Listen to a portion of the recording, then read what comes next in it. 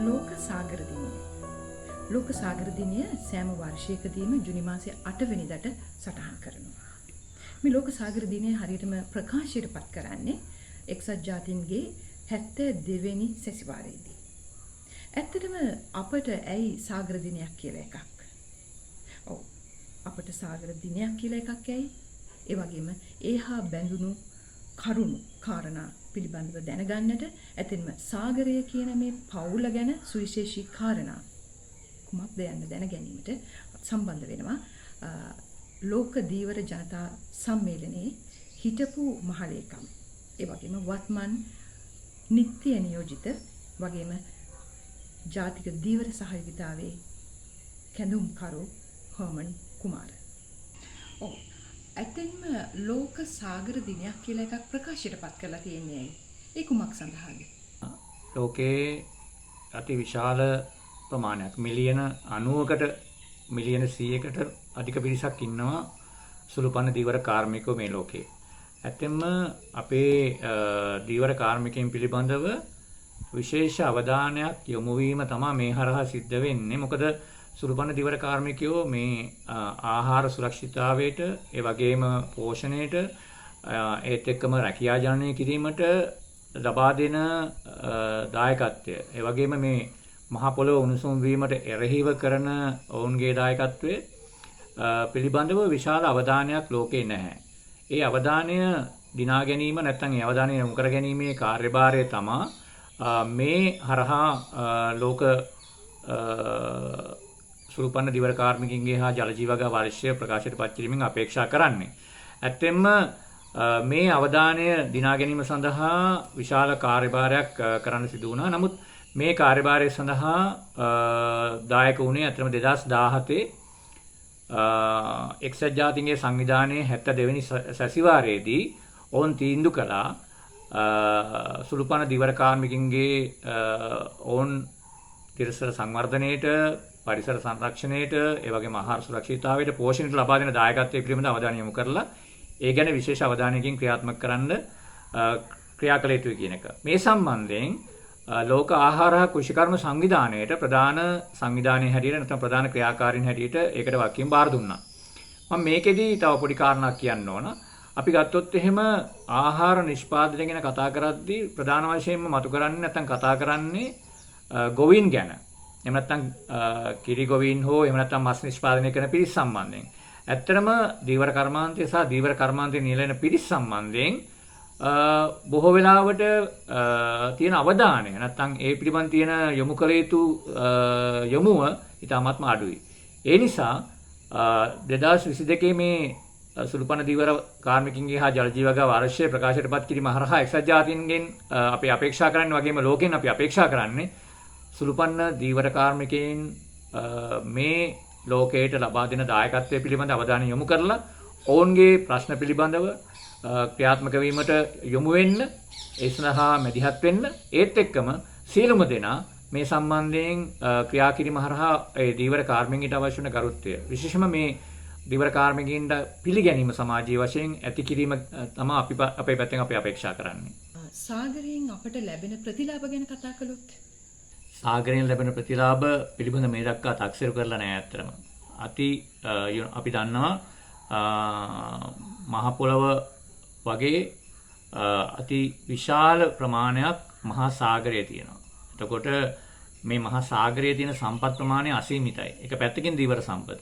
අනිත් පැත්තෙන් මේක යට තියෙන ඛනිජ සම්පත්. විශේෂයෙන්ම ජලය සහ මුහුදු පතුලේ තියෙන ඛනිජ සම්පත් පිළිබඳව දැවැන්ත විශාල අධ්‍යයනයක් සහ විශාල ගැඹුරු මැදිහත්වීමක් කරනවා. ඒ වගේම මේ ආසිතව තියෙන ඛනිජ තෙල් ඒක සාගරයේ පතුලේ තැන්පත් වෙලා තියෙන කාරණාවක්. ඒ වගේම මේ සාගරය ආශ්‍රිත තියෙන මුහුදු පැලෑටි මගින් විශාල වශයෙන් ලෝකයට අවශ්‍ය වන විශේෂම මේ පිළිකා වලට බලපාන ඒ වගේම අනිකුත් රෝග වල බලපාන ඖෂධ වර්ග මේ හරහා ලබා ගන්න පුළුවන්. ඒත් එක්කම අපි දන්නවා මේ ජලජ නැත්නම් සාගර පරිසර පද්ධතියේ තියෙන කඩලාන වැනි ශාක පරිසර නිසා විශාල වශයෙන්ම මත්ස්‍ය පෝෂණය සඳහා මත්ස්‍ය නිජබින් සඳහා ප්‍රජනන ක්‍රියාකාරීත්වයන් සඳහා මේ භූමි භාවිතා වෙනවා. ඒත් එක්කම සාගරයේ පවතින කොරල් පාර විශේෂම නොගැමුණු මුහුදේ තියෙන කොරල් පාර මගින් විශාල දායකත්වයක් දක්වනවා. ඒවට කියන්නේ ඇතෙම්ම මහා සාගරයේ තියෙන වැසි වනාන්තර කියලා. ඒ අනුව ඊටාම ඉහළ පෝෂණ දායකත්වයක් නැත්නම් ඊටා විශාල ජෛව විවිධත්වයක් මේ තුළ ඇති කරනවා. ඒත් එක්කම ජෛව විවිධත්වයට ලබා දෙන දායකත්වය අතිවිශාලයි. ජෛව විවිධත්වය පිළිබඳව මම හිතන්නේ සාගරයේ තියෙන සම්පත් ප්‍රමාණය සාගරයේ තියෙන ජලජ සතුන් සහ ශාක පිළිබඳව ගත්තොත් තියෙනවා අපි තාම අධ්‍යයනය කරලවත් නැහැ මේ ප්‍රමාණය පිළිබඳව. ඊට විශාල වශයෙන් මේක දායකත්වයක් දක්වනවා. ඊට අමතරව අද තියෙන විශාලම ප්‍රශ්නයක් තමයි ගෝලීය උෂ්ණත්වය ඉහළ යාම. ඒතර ගෝලීය උෂ්ණත්වය ඉහළ යාමට එරෙහිව මේ කාබන් ඩයොක්සයිඩ් අවශෝෂණය කිරීම පිළිබඳව විශාල වශයෙන්ම දායකත්වය දක්වන්නේ මහා සාගරය. ඔවුන් මහා සාගරය විසින් මේ කාබන් ඩයොක්සයිඩ් අවශෝෂණය කර ගැනීම හරහා ගෝලීය උෂ්ණත්වය ඉහළ යාමට ඉතා විශාල වශයෙන් දායකත්වයක් දක්වන බව අතිශයින්ම පැහැදිලියි. ඒත් එක්කම මේ මහා සාගරය හරහා ඇති කරන ඒ දියවැල් ඔස්සේ විවිධ ආකාරයේ සම්පත් ගොඩබිමට නැත්නම් වෙරළාසන ප්‍රදේශවල ගලාගෙන එනවා, මසුන් ගලාගෙන එනවා. මේ හරහා ඇති කරන ධනය නැත්නම් ඒ ලබා දෙන සම්පත් ප්‍රමාණය අතිවිශාලයි. මේකත් අතිශය වැදගත් කාරණාවක්. ඒත් එක්කම අපි කතා කළ යුතු කාරණාවක් තමයි මේ මහා සාගරයේ ආශ්‍රිතව ලබා දෙන වර්ෂාපතනය පිළිබඳව. වර්ෂාපතනය සඳහා විශාල දායකත්වයක් මේ සාගරය ලබා දෙන විශේෂම අපි දන්නවා අපිට ඊසාන දිගමෝසම් සුළං සානිධි දිගමෝසම් සුළං ලංකාවට විශේෂම බලපානවා. ඒතකොට මේවා සම්බන්ධයෙන් අතිශයින්ම විශාල කාර්යභාරයක් රටවල් වල ජලය සම්බන්ධයෙන් විශේෂම පානීය ජලය ලෝකේටම ප්‍රශ්නයක් වෙන අනාගතයේදී මේක අපි වගේ රටකට අතිශය වැදගත් කාරණාවක්. අපිට පේනවා මේ කාරණා තුළ මේ සම්පත් විශේෂම ජලය කියන එක අතිශයින්ම විශාල වශයෙන් ලබා දෙන මාධ්‍යයක් නැත්නම් ක්‍රමයක් තමයි මහා සාගරය කියන්නේ. ඉතින් ඒ අනුව අපිට මේ මහා සාගරයේ තියෙන වැදගත්කම, ඒකෙන් ලබා දෙන පෝෂණය, ඖෂධීය ගුණය, පෝෂණ ගුණය, ආහාර සුරක්ෂිතතාවට දක්වන දායකත්වය, රැකියා ජනනය කිරීම. මොකද දීවර කර්මාන්තය ආශ්‍රිත විශාල සම්පත් ප්‍රමාණයක් ජනනය කරනවා මේ නැත්නම් රැකියා ප්‍රමාණයක් ජනනය කරනවා.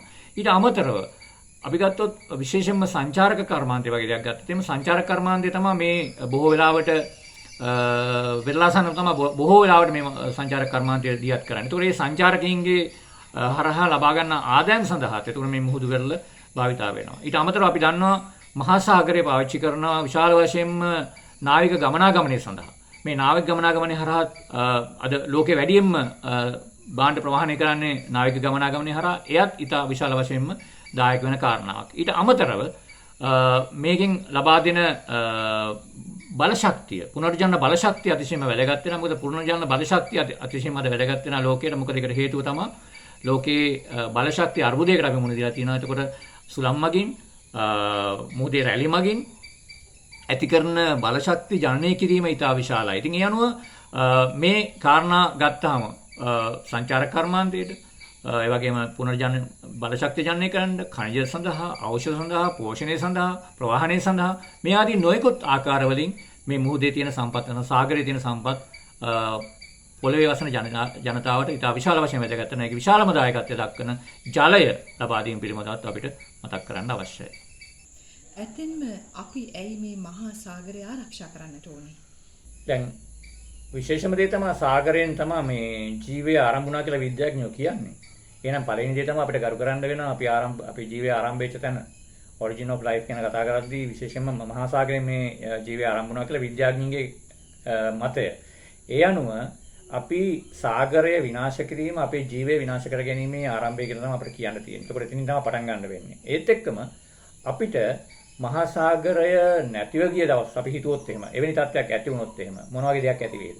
අපි ඉස්සෙල්ලා කිව්වා ජලය සඳහා විශාල වශයෙන්ම දායක වෙන නැත්නම් පානීය ජලය සහ අපේ ජල අවශ්‍යතාවයන් සැපයීම සඳහා විශාල වශයෙන් දායක වෙනවා සාගරයෙන් ඇති කරගන්නා වූ මේ ජල චක්‍රය ඇති කරගන්නා වූ මහා සාගරය ලබා දෙන දායකත්වය. ඒතකොට මිනිසුන්ට ජීවත් වෙන්න මහා සාගරයේ ජලය නැති වුණොත් එහෙම ජලය දූෂණය වුණොත් එහෙම අපිට ලැබෙන්නේ දූෂිත ජලය. විශේෂයෙන්ම අපි ගත්තොත් එහෙම දැන් මේ ලෝකේ කතා කරනවා මේ පිට කරන දුමුත් එක්ක අම්ල වැසි ඇති වෙයි කියලා.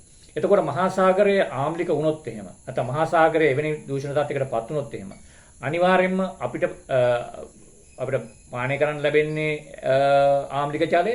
ඒත් එක්කම අපේ ගහකොළට ලැබෙන්නේ ඒ පතිත වෙන්නේ ජලය ඒවයින් හරහා අපේ මහ පොළොව විනාශ වෙනවා. ඒතකොට මේ පැත්තෙන් අපි ඒක ආරක්ෂා කරගන්න අවශ්‍යයි. දෙවෙනි කාරණේ තමයි අපි දන්නවා මේ අද කතා කරන කොවිඩ් වසංගතය සම්බන්ධයෙන් මේ කොවිඩ් වසංගතය සම්බන්ධයෙන් කතා කරද්දී එහි විශාල වශයෙන් ප්‍රතිශක්තිය සඳහා ලබා දෙන විවිධ ආකාරයේ ප්‍රෝටීන වර්ග, අමයිනෝ ආම්ල වර්ග මේ මත්ස්‍ය සම්පතෙන් තමයි ලබා ගන්න පුළුවන්. මේ මත්ස්‍ය සම්පත ආහාරයට ගැනීමෙන් තමයි එවැනි පෝෂණ තත්ත්වයක් ලබා ගන්න පුළුවන්. එතකොට ඒ ප්‍රතිශක්තිකරණය සඳහා අවශ්‍ය වන දායකත්වය ලබා දෙන්නේ මත්ස්‍ය සම්පත. දැන් මේ මත්ස්‍ය සම්පත දූෂණය වුණොත්, මේ මත්ස්‍ය සම්පත විනාශ වුණොත්, එහෙම නැත්නම් ඔවුන්ගේ විෂ ශරීරගත වුණොත් එහෙම අපි ඒව ආහාරයට ගත්තාම අපි විනාශයටපත් වෙනවා. මේක අනිවාර්යයෙන්ම බලපාන කාරණාවක්. ඊළඟ කාරණේ තමයි අපි දන්නවා විශාල වශයෙන් මහ මුහුදට එකතු කරනවා කැලිකසල, අපද්‍රව්‍ය, මල ද්‍රව්‍ය, ඒ වගේම න්‍යාෂ්ටික අපද්‍රව්‍ය. මේ සියල්ල මහා සාගරයේ රැඳෙනවා. ඒ වගේම මහා සාගරය හරහා මේක ලෝකේ පුරාම ක්‍රියාත්මක වෙන, ලෝක පුරාම ගමන් කරන. මොකද සාගරය කියලා කියන්නේ මේක එක තැනක පවතින දෙයක් නෙමෙයි. මේක බොහොම ඩයිනමික් එකක්. ඒක බොහොම ක්‍රියාත්මක වෙන දෙයක්. ඒ අනුව මහා සාගරයේ මේ ජලය අඩංගු අපද්‍රව්‍ය, විශේෂයෙන්ම න්‍යාෂ්ටික අපද්‍රව්‍ය, ඒ වගේම මේ අනිකුත් මල අපද්‍රව්‍ය වගේ දේවල් සාගරයේ පතුලට නැත්නම් සාගරයේ තැම්පත් වීම හරහා නැත්නම් සාගරයේ දියවැල් හරහා ගමන් කිරීම හරහා ලෝකේ පුරාම ගමන් කරනවා. ඊට අමතරව සාගරයේ ජීවත් වෙන මසුන් මේවා ආහාරයට ගත්තාම ඒවා ආහාරයට ගන්න ඊට පස්සේ ඒ ආහාර දාමේ පුරුක්කලට අපි. ඒ නිසා මේක විශාල වශයෙන් බලපාන කාරණාවක්. මේක ඉතා විශාල වශයෙන් ආරක්ෂා කරගත යුතු කාරණාවක්. අනිත් පැත්තෙන් අපි කිව්වා මහා සාගරය ප්‍රවාහනය සඳහා විශාල වශයෙන් දායක වෙනවා කියලා. ඒ නිසා මහා සාගරය විනාශ වුණොත්, මහා සාගරයේ හානියක් ඇති වුණොත් එහෙම අනිවාර්යයෙන්ම අපි දන්නවා මහා සාගරය හරහා කරන ප්‍රවාහන පහසුකම් අපිට ලබා ගන්න බැරි වෙන බව. ඒත් එක්කම මේ සාගරයේ දූෂණය වුණොත් නැත්නම් වෙරළ දූෂණය වුණොත් එහෙම එනතම් අපේ පරිසර පද්ධතිය විනාශයටපත් වුණොත් එහෙම විශේෂයෙන්ම අපි වගේ රටවල්, ශ්‍රී ලංකාව වගේ රටවල් අපි බලාපොරොත්තු වෙන සංචාරක කර්මාන්තයෙන් අපේ රට දියුණු කරන්න. එතකොට අපේ රට දියුණු කරන්න හදන්නේ සංචාරක කර්මාන්තයෙන් නම් අපේ වෙරළ නැත්නම් අපේ මුහුද, අපේ පරිසරයේ දූෂණය වෙලා නැත්නම් අපේ මේ ගංගා අපවිත්‍ර වුණොත් එහෙම සංචාරකීන් අපේ ලංකාව වගේ රටවල් පැමිණෙන්නේ නැහැ. ඒ නිසා මේක විශාල වශයෙන් අපිට බලපාන කාරණාවක්. ඒ නිසා අපි හිතනවා මේක ආරක්ෂා කරගත යුතු කාරණාවක් කියලා. ඒත් එක්කම අපි දන්නවා මහා සාගරයේ කරන විවිධාකාරයේ කැණීම් හරහා, ඒ කියන්නේ මුහුදු පතුල කැණීම් හරහා විවිධාකාරයේ ඛනිජ ලවණ අපි නිස්සාරණය කරගන්නවා. ඒත් එක්කම මේ අපි මුහුදු පතුලේ තියෙන තෙල් අපි ගොඩබිමට ගන්නවා. මේවා හරහා ලබා දෙන, මොකද ගොඩබිමේ තියෙන තෙල් සම්පත ඉතාම සීමිත වෙමින් යනවා. සමහර 2040 වෙනකොට මේ තෙල් පිළිබඳව විශාල ප්‍රශ්නයක් මතු කරනවා, තෙල් සම්පත අවසන් වෙයි කියලා. ඒ අනුව දැන් මහ මුහුද ආශ්‍රිතව ලබා ගන්න තියෙන බලශක්තිය මොන වගේ දෙයක්ද? ඒ සඳහා අපිට කරන්න පුළුවන් දේ මොකක්ද කියන එකත් අපි හොයන්න වෙනවා. මහා සාගරයේ දූෂණය වීම හරහා, විනාශ වීම හරහා එවැනි බලශක්තියක් පිළිබඳ නැත්නම් විකල්පයක් පිළිබඳව අපිට හිතන්න තියෙන අවකාශات සීමිත වෙනවා කියන කාරණේ අපිට පැහැදිලි වෙනවා. ඒතකොට එක පැත්තකින් පෝෂණය පිළිබඳව, අනිත් පැත්තෙන් බලශක්තිය පිළිබඳව, අනිත් පැත්තෙන් ප්‍රවාහනය වගේ කාරණා සම්බන්ධයෙන්, සංචාර කර්මාන්තය වැනි දේවල් සම්බන්ධයෙන්, මේ වගේ බොහෝ කාරණා සම්බන්ධයෙන් මහා මුහුද දූෂණය වීම හරහා විනාශයක් ඇති වෙන බව තමයි අපිට පේන්නේ. අපි ශ්‍රී ලංකාවේ සාගරයේ දෙසට හැරුණොත් අද වර්තමානයේදී විශේෂයෙන්ම බටහිර සාගරය විශාල තර්ජනයකට මුහුණ දුන්න අවස්ථාවක් තමයි අපි පසු කරන්නේ. මේ අවස්ථාව තුළ, මේ තත්වයේ තුළ අපේ සාගරයේ තත්වය ගැන කතා කළොත් වර්තමානයේ පළවෙනිම දැවැන්තම අර්බුදය තමයි අපි මුහුණ දීලා තියෙන මේ එක්ස්ප්‍රස් පර්ල් නෞකාව හරහා අපේ මහ මුහුදට නැත්නම් සාගරයට වෙරළාසන පරිසරයට ඇති කරපු බලපෑම. මොකද මේකේ බලපෑම අපි දන්නවා එක පැත්තකින් මේකේ විකිරණශීලී ද්‍රව්‍ය හැර අනෙකුත් සියලුම ආකාරයේ අපද්‍රව්‍ය සහ හානිකර ද්‍රව්‍ය මේ මුහුදේ ව්‍යාප්ත වෙලා තියෙන බව නැත්නම් පැතිරෙන බව අපි හොඳ ආකාරව දන්නවා. මොකද ඒක ඒ නෞකාව මගින් හඳුනා දීපු නැත්නම් ඉදිරිපත් කරපු ඒ තියෙන දත්තවල නැත්නම් තොරතුරු වල ඒක සඳහන් වෙනවා. ඒත් එක්කම අපිට කියන්න තියෙන දේ තමයි මේකේ විශාල වශයෙන් තියෙන ප්ලාස්ටික්. අපි ලංකාව එක පැත්තෙන් ගත්තාම ලෝකයේ ප්ලාස්ටික් අපද්‍රව්‍ය දූෂණය සඳහා නම් දරා තියෙනවා. අපි පස්වෙනි ස්ථානයේ ලෝකෙ මේ වෙනකොට ඉන්නේ. දැන් මේ නැව අති විශාල ප්‍රමාණයක ප්ලාස්ටික් ප්‍රමාණයක් මේ අපේ මුහුදට මුදා හැරලා තියෙනවා. මේ වෙනකොට අපිට දැනගන්න ලැබිලා තියෙන ප්‍රමාණයට මේ පැත්තෙන් නිල්වැල්ල කියන්නේ දකුණු මුහුදු තීරයේ මාතර නිල්වැල්ල දක්වා මේවා විහිදලා තියෙනවා. අනිත් පැත්තෙන් කල්පිටියට එහා මුහුදු තීරය දක්වා මේක ව්‍යාප්ත වෙන බව තමයි මේ අපිට දැනගන්න ලැබිලා තියෙන්නේ. ඒ අනුව අති විශාල හානියක් මේ ප්ලාස්ටික් වලින් පමණක් ඇති කරනවා. ප්ලාස්ටික් දිරන්න අඩුතරමේ වසර 500ක් සහ ඊට වැඩි කාලයක් යන බව තමයි සාමාන්‍ය වශයෙන් කියන්නේ. එතකොට මේ තියෙන ප්ලාස්ටික් පෙලට්ස් නැත්නම් ඒ කැට දිරන්න කොච්චර කාලයක් ගත වෙනවද කියලා අපි කවුරුත් අක්සේරු කරලා නැහැ. මේක පළවෙනි කාරණේ. දෙවෙනි කාරණේ මේකේ මුහුදට ඇති කරපු නැත්නම් මුදාහැරපු නයිට්‍රික් අම්ල මෙට්‍රික් ටන් 25ක් තියෙන බව තමයි මේකේ සඳහන් වෙලා තිබුණේ.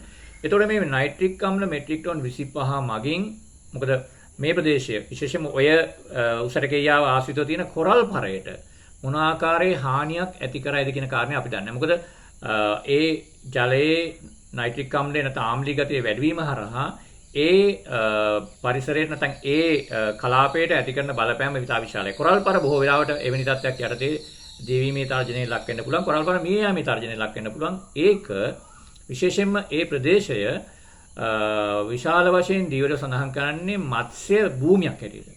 මත්ස්‍ය නිජබිමක් හැටියට ඒ වගේම බ්‍රීඩින් ග්‍රවුන්ඩ් එකක් නැත්නම් ප්‍රජනන සීමාවක් හැටියට. ඒතකොට ඒ තත්ත්වයේ තුල මේ කලාපයේ එවැනි බලපෑමක් ඇති වෙනවා නම් ඒ බලපෑම පිළිබඳව ඔබට හිතන්න සිද්ධ වෙනවා අපිට හිතන්න සිද්ධ වෙනවා මේ හරහා. ඒක එක පැත්තක්. දෙවෙනි කාරණේ තමයි අපි දන්නවා 2014 ඉඳලා ආරම්භ කරපු පෝර්ට් සිටි ව්‍යාපෘතිය. පෝර්ට් සිටි මගින් දීවරින්ගේ ප්‍රධානම චෝදනාව උනේ මහමූද විනාශ වෙනවා කියන කාරණේ, කොරල් පර විනාශ වෙනවා කියන කාරණේ, වැලි ගොඩ ගැනීම හරහා වැලි කැණීම හරහා ඇති කරන බලපෑම. මොකද මෙට්‍රික් ටන් මිලියන 63ක් ආරම්භයේදී උන් බලාපොරොත්තු වුණා. නමුත් ඒක අවසානයේදී මෙට්‍රික් ටන් ඝන මීටර් මිලියන 90 දක්වා මේක ව්‍යාප්ත වෙන බව උන් සඳහන් කළා. එතකොට මේ තත්වයේ තුල මේ මහ පොළොවෙන් නැත්නම් මේ මහමූදෙන් ඇදගත්තු වැලි ප්‍රමාණය පෝර්ට් සිටියේ පිරවීම සඳහා භාවිතා කළා. මේක දිගටම සිද්ධ වෙයි අනාගතයටත් මොකද මේක කරන්න සිද්ධ වෙන නිසා. එතකොට ඒ හරහා ඇති කරපු පරිසර හානිය පරිසර බලපෑම ඉතා විශාලයි. දැන් අද වෙනකොට අපි දකිනවා නිරිත බටහිර වයඹ මේ කියන්නේ මුහුදු තීරය විශේෂයෙන්ම මේ බටහිරත් අයිති වෙන ඒ පුරා විහිදිච්ච මුහුදු තීරය කිලෝමීටර් 200කට ආසන්න ප්‍රමාණයක් විශාල වශයෙන් මුහුදු කාදනයට ලක් වෙනවා. කල්පිටිය දක්වාම මේ වෙනකොට විශාල මුහුදු කාදනයට ලක් වෙමින් තියෙනවා. දීවරෝ විශාල වශයෙන්ම තමුන්ගේ නිවාස තමුන්ගේ වත්ත දේපොළ විනාශ වීම පිළිබඳ විශාල හානියක් විශාල බලපෑමක් ඇති වෙන බව වුන් සඳහන් කරනවා. ඒතකොට මේක අතිශයින්ම දැවැන්ත බලපෑමක් දැවැන්ත කාර්යයක්. ඒතකොට මේක සම්බන්ධයෙන් කිසිම ආකාරයක අවධානයක් යොමු වෙලා නැහැ. අනිත් පැත්තෙන් ගත්තොත් දැන් වයඹ මුහුදු තීරයේ පහුගිය කාල සීමාව තුළම විශාල හානියක් සිදු කළා ජලජ පරිසර පද්ධතියට, වෙරළ පරිසර පද්ධතියට. ඒ ඇති කලේ විශේෂයෙන්ම ජලජීවි වගාව හරහා. ඒ කියන්නේ කාර්මික ජලජීවි වගාව හරහා ඇති කරපු බලපෑම විශාලයි. මොකද ඒ හරහා ඇති කරපු රසායන ද්‍රව්‍ය, හෝමෝන ද්‍රව්‍ය, නොයෙකුත් අපද්‍රව්‍ය මේ සියල්ල එකතු වුණේ කලපු වලට සහ ජලජ පරිසරයට. ඒ හරහා විශාල පරිසර හානියක් මේ කාලේ සිද්ධ වුණා. ඉතින් ඒ නිසා අපි දකින දේ තමයි අපේ පරිසරය එක පැත්තකින් මිනිස්සු මැදිහත් වෙලා විනාශ කරනවා සහ ස්වභාවික හේතු නිසා විනාශ කරනවා විනාශ වෙනවා. එතකොට පහුගිය කාලේ අපි දැක්ක කන්ද කුලියේ එහෙම නැත්නම් අපි දැක්ක මේ බාකොරල් රීෆ් එක නැත්නම් බාකොරල් පරය කල්පිටියේ තියෙන මේවා විනාශ වෙමින් යනවා. මොකද ඒකට හේතුව එක පැත්තකින් මිනිස්සු පාවිච්චි කරන විවිධ ආම්පන්න විශේෂයෙන්ම ඩයිනමයිට් ඒ වගේම ලයිලා සුරුක්කු වගේ දේවල් ඒවා ඔක්කොම ගහන්නේ කොරල් පර උඩ. ඒ හරහා විනාශ කරනවා. ඒත් එක්කම දැවැන්ත ලෙස මත්ස්‍ය සම්පත සුරවා කැම සම්බන්ධයෙන්. ඒ කියන්නේ ලයිලා සුරුක්කු ලයිට් කෝස් මේ වගේ දේවල් හරහා විශාල සම්පත් කොල්ල කැමක් සිද්ධ කරනවා අපේ මිනිස්සු. තිරසරව මේ සම්පත් භාවිතා කිරීම සම්බන්ධයෙන් කිසිම අවධානයක් නැතිව කෙටි කාලින ලාභය වෙනුවෙන් ක්‍රියා කරන්නේ. මේ හරහා අපේ මහමූද සම්පත් හීන වීමේ සම්පත් විනාශ වීමේ තර්ජනයකට ලක් වෙමින් තියෙන එක ඉතා විශාල බලපෑමක්. අනිත් පැත්තෙන් අපේ මුහුදු තීරයට විශේෂයෙන්ම මේක කෙලින්ම උතුරු මුහුද දක්වා ගියොත් එහෙම මන්නාරමෙන් එහාට ඉන්දියන් ට්‍රෝලිං වගේ අපේ කොරල් පර විනාශ කරනවා අපේ පරිසර පද්ධති විනාශ කරනවා. මේ හරහා ඇති කරපු හානිය තුල අපේ වෙරළට අපේ මහමුහුදට අපේ සාගරයට අපේ සම්පත් වලට බිලියන ගානක නැත්නම් රුපියල් බිලියන ගානක සම්පත් විනාශයක් සම්පත් කොල්ලයක් අපිට සිදු කර බව තමයි පේන්නේ. මේක දීර්ඝ කාලීනව තිරසර දීවර කර්මාන්තයට වගේම පෝෂණයට රටේ සම්පත් භාවිතයට විශාල හානියක් ඇති කරලා තියෙනවා. ඔබ පැහැදිලි කර මේ කරුණු කාරණා සමගම ඒ වගේම මේ වර්තමානයේ පවතින තත්ත්වයක් සැලකිල්ලට ගත්තම ලංකාවේ සුළුපන්න දිහිවරයාගේ වර්තමාන තත්ත්වය ගැන කතා කළොත් මොනවද කියන්නට පුළුවන් වෙන්නේ? අපි දැක්කොත් එහෙම මේ සුළුපන්න දීවර කාර්මිකයෝ අද දවසේ විශේෂයෙන්ම මේ එක්ස්ප්‍රෙස් නැව වගේ දේවල් හරහා ඇති කරව බලපෑම ඒත් එක්කම පෝට් සිටි වගේ දේවල් ගොඩනැගීම හරහා මහා සාගරයට මහා මුහුදට අපේ වෙල්ලට අපේ කලපුවට ඇති කරව බලපෑම ඒත් එක්කම ජල ජීව වගාව හරහා මේ ඇති කරලා තියෙන බලපෑම ඒත් එක්කම ඉන්දියන් ට්‍රෝලිං බොටම් ට්‍රෝලිං හරහා නැත්නම් පතුල් ට්‍රෝලිං කරන හරහා ඇති කරපු බලපෑම ඒත් එක්කම මේ අපේ මහා මුහුදට විශේෂයෙන්ම අපේ කලපුවට ඒ වගේම අපේ සාගරයට ඒ වගේම රෝහල් අපද්‍රව්‍ය ඒ වගේම නාගරික අපද්‍රව්‍ය මේවා සියල්ල එකතු කිරීම හරහා වැල්දවත්ත පැත්තෙන් ඒ වගේම කොළමානිත් මොදර පැත්තෙන් මේ හැමතැනින්ම ඇති කරන බලපෑම තුල විශාල බලපෑමක් ඇති වෙන්නේ සුළුපන්න දීවර කාර්මිකයන්. මොකද අපි ඒක දන්නේ මේ සියල්ල එකතු වෙන්නේ නොගැඹුරු මුහුද හරහා. නොගැඹුරු මුහුදට එකතු වුණත් ගැඹුරු මුහුදට එකතු වුණත් මේක ජල වැල් හරහා මේක ගමන් කරනවා. කෙසේ වෙතත් මේ අපද්‍රව්‍ය මේ හරහා එකතු වීම, ඒ වගේම මේ වැලි කැණීම මේ වගේ දේවල් එක්ක දීවර සම්පත ක්‍රමයෙන් හීන වෙමින් යනවා. ඒ කියන්නේ මත්ස්‍ය සම්පත ක්‍රමයෙන් අඩු වෙමින් යනවා. ඒත් එක්කම මේ පරිසර පද්ධතියේ තියෙන ලවණතාවයේ ඉහළ යාම හරහා වෙනත් අපද්‍රව්‍ය එකතු වීම හරහා මීගමු කලපු වගේ තැන්වල විශේෂයෙන්ම මත්ස්‍ය අපද්‍රව්‍ය එකතු වීම හරහා ඒ වගේම කරවල වගේ අපද්‍රව්‍ය කරවල වගේ දේවල් එක්ක ලුණු වගේ දේවල් මේ කලපුවට එකතු කිරීම හරහා විශාල වශයෙන් මේ ලවණතාවය වෙනස් වීමක් සිද්ධ වෙනවා. එතකොට මේක විශේෂයෙන්ම මේ මිනිස්සු එදිනදා වේල හොයාගෙන මේ හරහා ජීවත් වෙන මිනිස්සු. එතකොට ඔවුන්ට විශාල වශයෙන්ම ඒ රැකියාව කර ගැනීමට තියෙන බලපෑම ඉතා විශාලයි, විශාල හානියක් ඇති කරනවා. එතකොට මේ හානිය තුල ක්‍රමයෙන් දීවර කාර්මිකයෝ මේ කර්මාන්තය අතාරිනවා. විශේෂයෙන්ම අද ඇහුවොත් එහෙම මේ දීවර කර්මාන්තය කරන පුද්ගලයන්ගෙන් තමුන්ගේ දරුවෝ මේ දීවර කර්මාන්තය කරනවට කැමතිද අකමැතිද කියලා බොහෝ දෙනෙක් කියන්නේ අපේ දරුවෝ අපේ මේ රැකියාව කරනවට අපි කැමති නැහැ කියලා. මේක වැඩවසම් ක්‍රමය නෙමෙයි. වැඩවසම් ක්‍රමය නොවුනත් අපි විශ්වාස කරන්නේ දීවර කර්මාන්තයෙන් දීවරෙන්ට යම් සාධාරණ ආදායමක් ලබා ගන්න පුළුවන් ජීවත් වෙන්න. හැබැයි එක පැත්තකින් ඔවුන්ට ලබා දීලා තියෙන සමාජ පිළිගැනීම, සමාජ ගෞරවය, ඒ වටිනාකම නොමැතිවීම නිසාම දීවර කැමති නැහැ තමුන්ගේ දරුවත් ඒ දීවර කර්මාන්තය කරන කෙනෙක් බවට පත් වෙන. ඒ නිසා ඔවුන් ක්‍රමයෙන් ඒක අතාරිනවා. ඒත් එක්කම සමහර දීවරෙන් විශේෂම මොවුන්ට වෙන රැකියාවක් නැහැ කරන්න. තියෙන එකම දේ උන්ගේ දැනුම, උන්ගේ ස්කිල් එක මේ එකම දේ මේකයි. මුහුද යන එක තමයි උන්ගේ හැකියාව. ඒ නිසා බොහෝ දෙනෙක් උත්සාහ කරනවා බහුදින දීවර කර්මාන්තයට යොමු වෙන්න. ඒ කියන්නේ ගැඹුරු මුහුදේ දීවර කර්මාන්තයට යොමු වෙන්න, මහ මුහුදට යන්න විශේෂම මුදලා කෙනෙක් යටතේ කම්කරුවෙක් බවට පත් වෙන්න ඕන කැමති වෙනවා. මොකද ඒක ලොකු අවදානමක් තමයි. දින ගාණක් මහ මුහුදේ ජීවත් වෙනවා. නමුත් ඔවුන් හිතනවා අපිට ඒක සාධාරණයි. අපිට මේ එක පැත්තකින් ඉන්ධන මිල ඉහළ යනවා, අනිත් පැත්තෙන් මාළු මිල වලට සාධාරණ මිලක් නැහැ.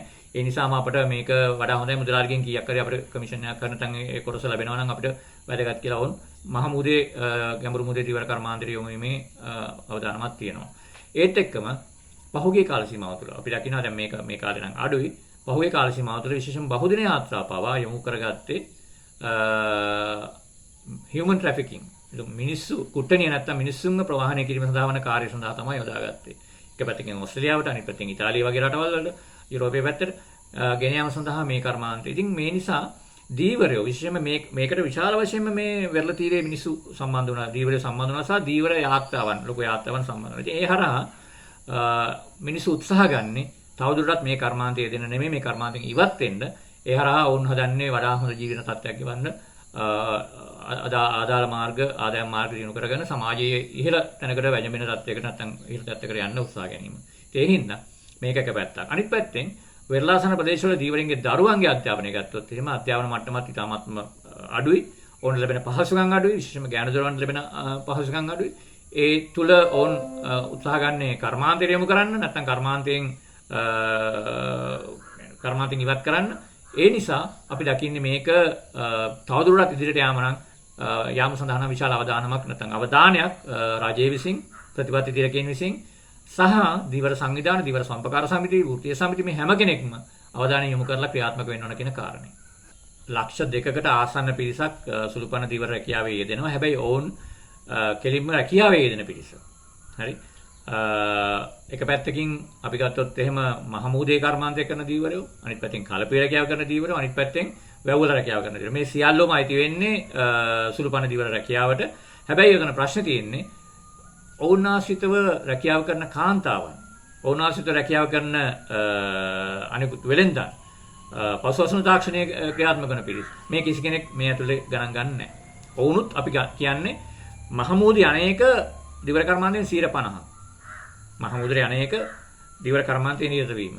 හැබැයි ගොඩට ගෙනාවින් පස්සේ තමයි ඊළඟ සැබෑ කර්මාන්තය ආරම්භ වෙන්නේ. මේ කාරණේ සම්බන්ධයෙන් සැබෑ ලෙසම අවධානය යොමු කිරීමේ අවශ්‍යතාවයක් තියෙනවා.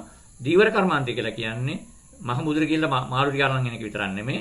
ඒ හරහා බැඳිච්ච අගේ දාමයක් තියෙනවා. ඒ ක්‍රියාවලිය තුල එක පැත්තකින් වෙලෙන්දන්ට, ඒ වගේම තොග වෙලෙන්දන්ට, ඒ වගේම ප්‍රවාහකයින්ට, ආයුෂ් නිෂ්පාදකයින්ට, පසුවස්න තාක්ෂණයට දෙන කාන්තාවන්ට මේ හැම කෙනෙක්ම මේ ක්‍රියාවලියේ කොටස්කරුවෝ. ඒ නිසා ඕන් පිළිබඳවත් මේ ගැන අවධානය යොමු කරන්න ඕන කියන කාරණේ අපි අවධාරණය කරනවා. ඔව් ඇත්තටම අද වෙනකොට අප සතුව පවතින්නේ තුවාල වෙච්ච සාගරයක්. ඉතින් මේ තුවාල වෙච්ච සාගරය සුවපත් කරගන්නට විශේෂයෙන්ම දීවරයාගේ පැත්තෙන්, ඒ වගේම මහ ජනතාවගේ පැත්තෙන් මොන වගේ මෙහෙවරක් ඉටු වෙන්නට අවශ්‍යයිද? මේක ප්‍රධාන වශයෙන්ම ආරක්ෂා කර ගන්න ඕන දීවරයෝ තමයි හරි පිළිගන්නවා. මේ කියන්නේ තමුන්ගේ ජීවිකාව, තමුන්ගේ ආසන්නම ජීවත් වෙන පරිසරය, වෙරළ, ඒත් එකම කලපුව, ඒ වටා පිටාව ආරක්ෂා කරගන්න ඒගොල්ලන්ට විශාල කාර්යභාරයක් තිබෙනවා.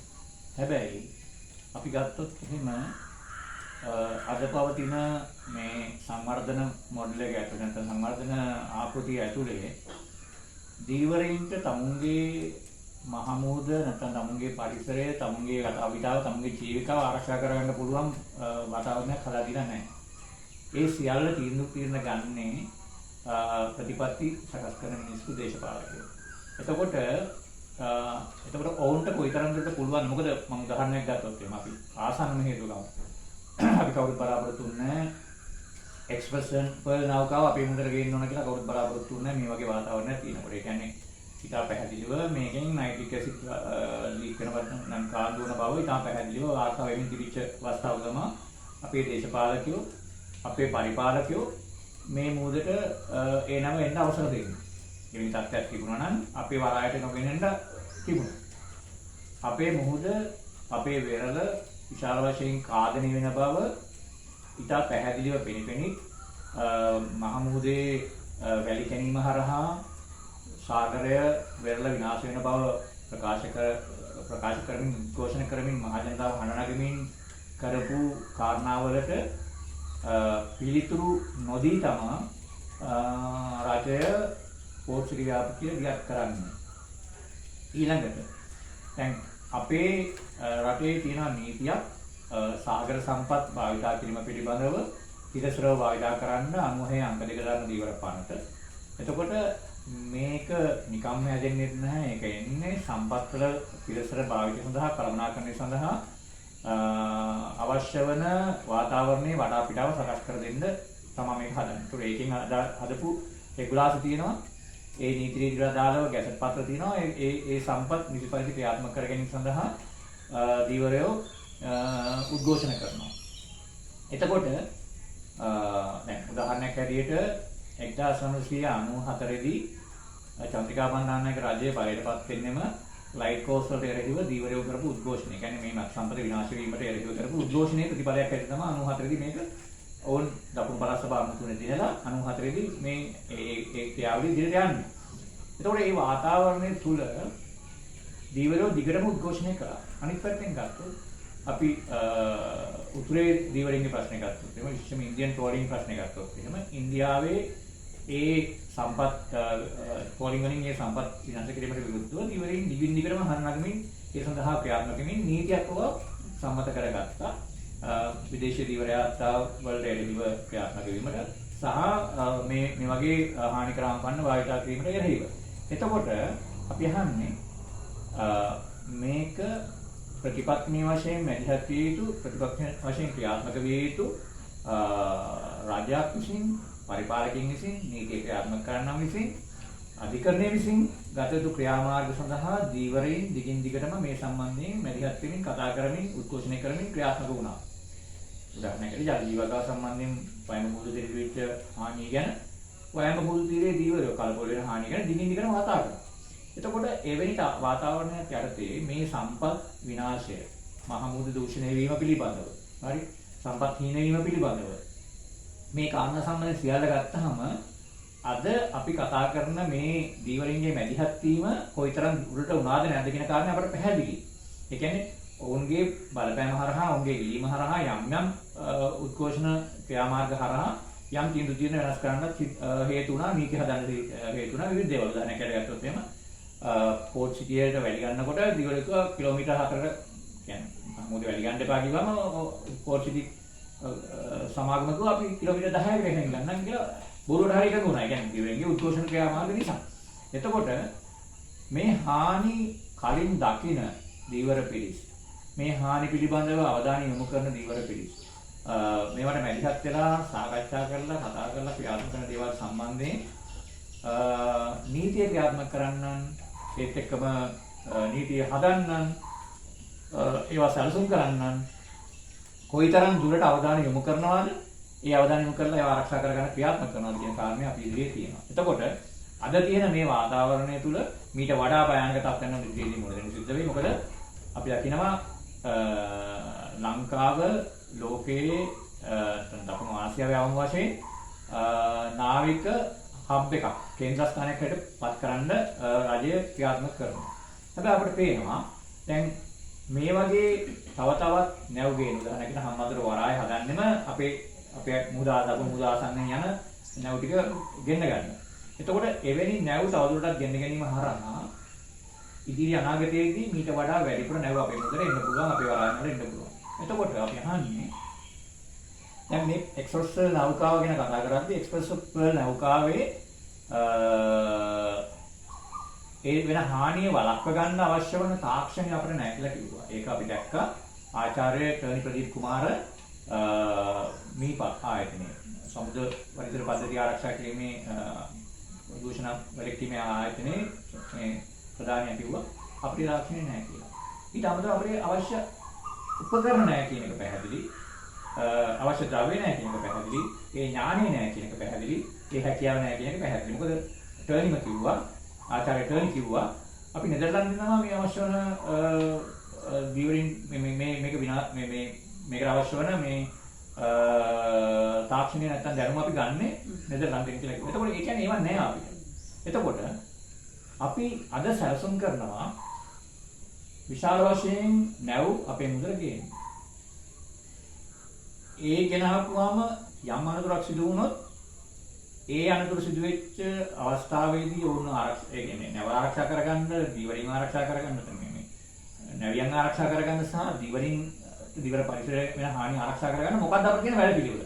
ඒව හදන්න ඕන විශේෂයෙන්ම මේ කවුද රජයේ ප්‍රතිපත්තිය නියුසි. හරි. ඒක එක පැත්තක්. දෙවෙනි කාරණේ තමයි දැන් මේ නැවට අදාළ වුණත් ක්‍රියාත්මක විය යුතුව තියෙන යම් සාගර නීති නැත්නම් සාගර ආරක්ෂණ නීති රීති පිළිබඳව මේ කන්වෙන්ෂන් සම්මුතින් තියෙනවා ලෝකේ. ඒ සම්මුතින් ගණනාවක්ම අපි අත්සන් කරලා තියෙනවා. එතකොට අපිට ලබා ගන්න පුළුවන් වෙන වන්දියත් ඉතා සීමිත වෙනවා ප්‍රමාණයකට. යම් වන්දියක් ලබා ගන්න පුළුවන් නමුත් සීමිත වෙනවා. එතකොට මේවා ක්‍රියාත්මක වීම සඳහා මේවා ක්‍රියාත්මක වෙන කවුද මැදිහත් වෙන්නේ? හරි.